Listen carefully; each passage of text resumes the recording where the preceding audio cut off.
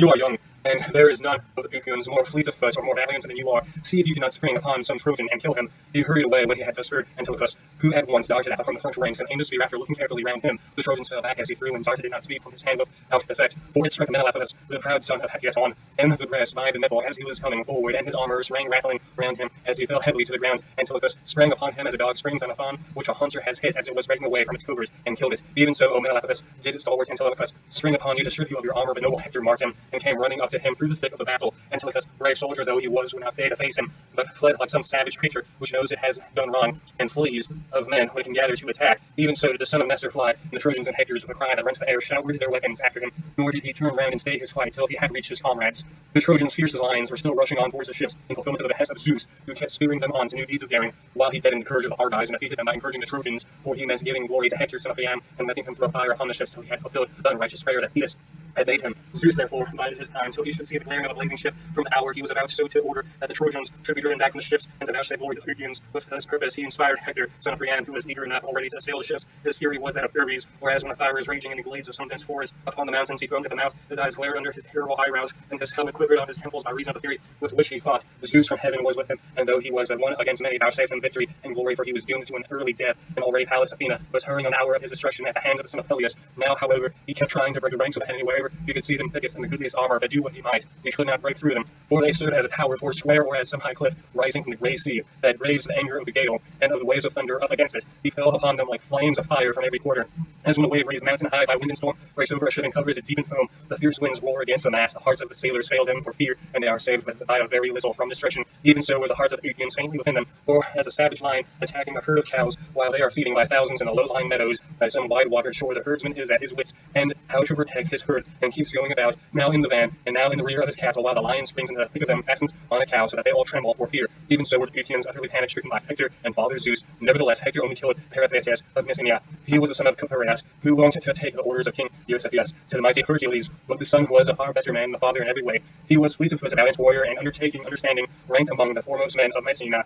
His was who then afforded Hector a triumph, for as he was turning back he stumbled against the rim of the shield, which reached his feet, and served to keep the javelins off him. He tripped against this and fell face forward, his helmet ringing loudly about his head as he did so. Hector saw him fall and ran up to him, and then he thrust a spear into his chest and killed him close to his own comrades. These, for all their sorrow, could not help him, for they were themselves terribly afraid of Hector. They had now reached the ships, and the bows of those that had been drawn up first were all on every side of them, but the Trojans came pouring after them. The Argives were driven back from the first row of ships, but they made a stand by their tents without being broken up and scattered. Shame and fear restrained them. They kept shouting incessantly to one another, and Nestor overneath, tower of strength to the Pythians, was now loudest in imploring every man by his parents and beseeching him to stand firm. Be men, my friends, he cried, and respect one another's good opinion. Think all of you on your children, your wives, your property, and your parents, whether these be alive or dead, on their behalf. Though they are not here, I implore you to stand firm and not to turn in flight. With these words he put heart and soul into them all. Athena lifted the thick veil of darkness from their eyes, and much light fell upon them. Alike on the side of the ships, on that where the fight was raging, they could see Hector and all his men, above these in the rear, who were taking no part in the battle, and those who were fighting by the ships. Ajax could not bring himself to retreat, along with the rest, but strode from deck to deck with a great sea spike in his hands, 12 cubits long and jointed with rings. As a man skilled in feats of horsemanship couples 4 horses together, comes tearing full speed along the public way from the country into some large town. Many both men and women marvel as they see him, for he keeps all the time changing his horse, springing from one to another, without ever missing his feet, while the horses are at gallop. Even so did Ajax, who was striding from one ship's deck to another, and his voice went up into the heavens. He kept on shouting his orders to the demands, and exhorting them to defend their ships and tents. Neither did Hector remain with the main body of the Trojan warriors, but as a dung eagle swoops down upon a flock of wild fowl, feeding near a river geese, it may be, or cranes, or long-necked swans, even so did Hector make straight for a dark-browed ship, rushing right towards it, for Zeus, with his mighty hand, impelled him forward, and roused his people to follow him.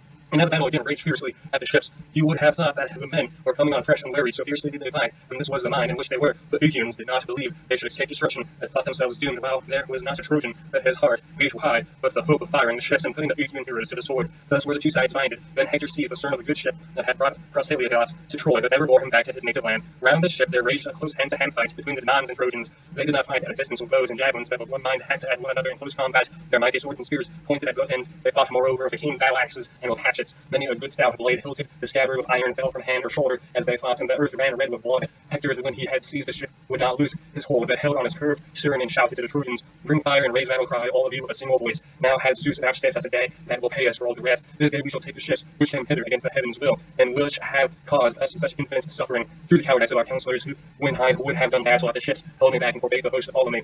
If Zeus did, and then indeed warp our judgments himself, now commands me and cheers me on, as he spoke us the Trojans' friend, and yet more fiercely on the Grecians, and Ajax no longer held his ground, for he was overcome by the darts that were flung at him, and made sure that he was doomed. Therefore he left the raised deck at stern, and sat back onto the 7-foot bench of the oarsmen.